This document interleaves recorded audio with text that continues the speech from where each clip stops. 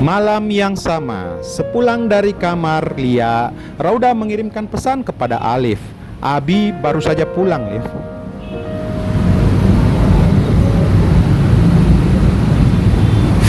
Jawaban Alif tak lama muncul. Oke sayang, memang sejak setahun yang lalu Alif mewanti-wanti Rauda untuk selalu memberitahunya setiap kali abinya baru saja pulang dari bepergian.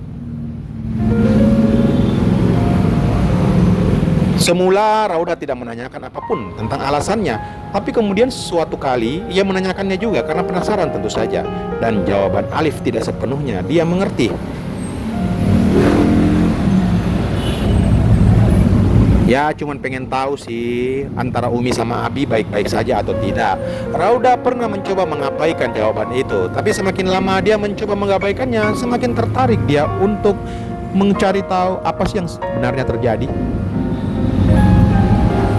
Pertama-tama pola pikirnya memang sederhana, tapi lama kemudian dia juga mudah berpikir tentang hal yang lain yang selalu dia lihat di luar sana. Maka suatu kali dia sampai juga pada kesimpulan yang ia bayangkan. Yang begitulah bagaimana serunya mereka di saat mengobrol bersama, di saat perpisahan itu. Setelahnya dia mulai memikirkan untuk beberapa hal ke depannya. Tentu saja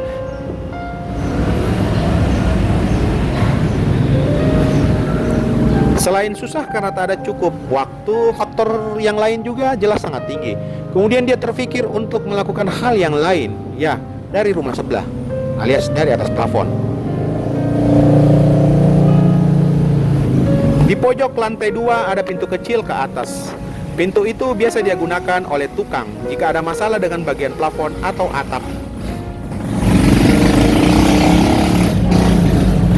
Pintu yang tak dikunci itu karena untuk apa pula dikunci? Toh di baliknya bukanlah ruangan yang penting.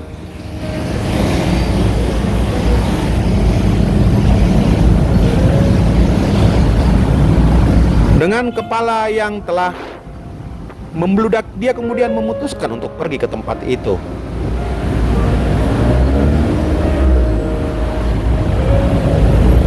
Karena udah bolak-balik ke tempat ini, maka bisa dibilang Rauda sudah paham bagaimana situasi di tempat ini.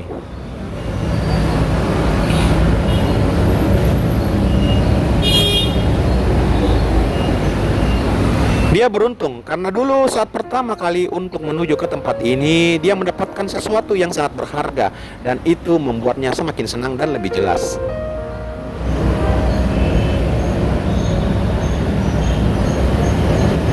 Dan kini dia pun langsung menuju ke tempat itu, tempat yang sedang menantinya.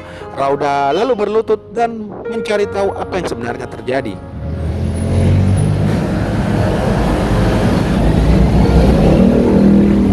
Memang jika diperhatikan dari tempat itu, Rauda dapat melihat segala hal apa yang ada dan apa yang akan terjadi. Meski demikian, jika dilihat dari bawah tentu saja ia tak akan pernah melihatnya.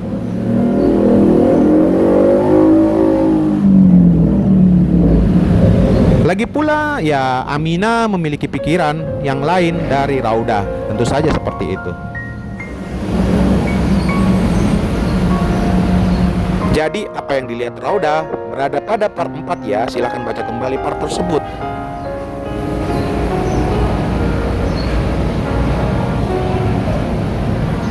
Namun di saat Karim ingin mengajak mengobrol untuk kedua kalinya, malah Aminah memilih untuk tidur karena percakapan di mana Ustadz Karim menyinggung masalah kepergiannya lagi.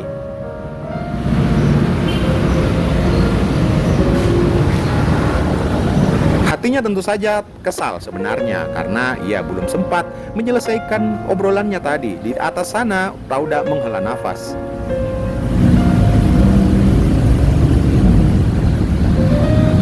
Dia nggak bisa melihat keseluruhan, begitu pikirnya. Kemudian dia mengirimkan pesan ke Alif tentang kondisi yang dia lihat.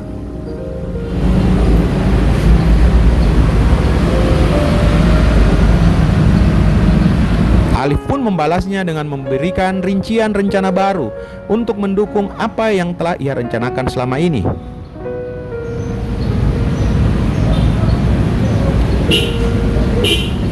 Dengan bergegas, Dia turun melalui pintu kecil pojok lantai tempat dia masuk tadi. Kemudian dia pergi ke kantor asrama. Ya, kalian pasti masih ingat kan, kantor itu terletak tepat di samping ruang interogasi. Dan itu artinya ia ada di lokasi yang sama pula dengan Aminah. Ketika sampai di sana, dia melihat Karim sedang duduk di depan kantor. Memang di sana ada kursi panjang yang biasa digunakan untuk ngobrol-ngobrol sambil nongkrong-nongkrong duduk-duduk. Karim tampak sedang asik merokok.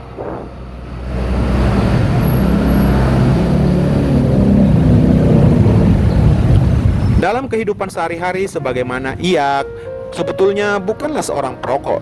Jika dia kemudian terlihat merokok sekarang ini, maka itu tanda dia sedang punya beban pikiran.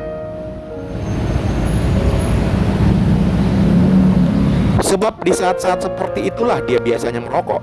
Tentu saja dia tak berani merokok di dalam, karena Aminah sangat benci orang yang merokok.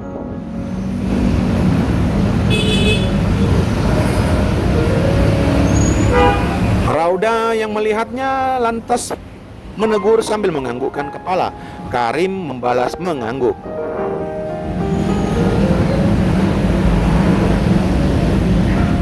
Matanya masih menatap apa yang terjadi di hadapannya.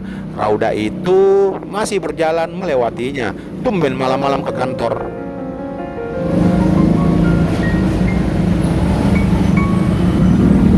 Iya Ustadz, ini ada dokumen yang harus anak cari. Tadi lupa, harus ngetik juga sedikit. Laptop anak rusak.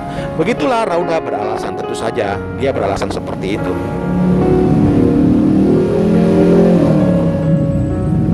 Dia kemudian memasukkan anak kunci. Sengaja dia pura-pura kesusahan memasukkannya anak kunci tersebut, hingga pintu itu pun pada akhirnya terbuka.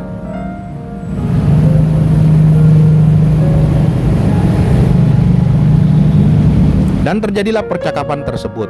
Baiklah teman-teman, sebelum ending bantu tekan tombol subscribe dan like video ini ya.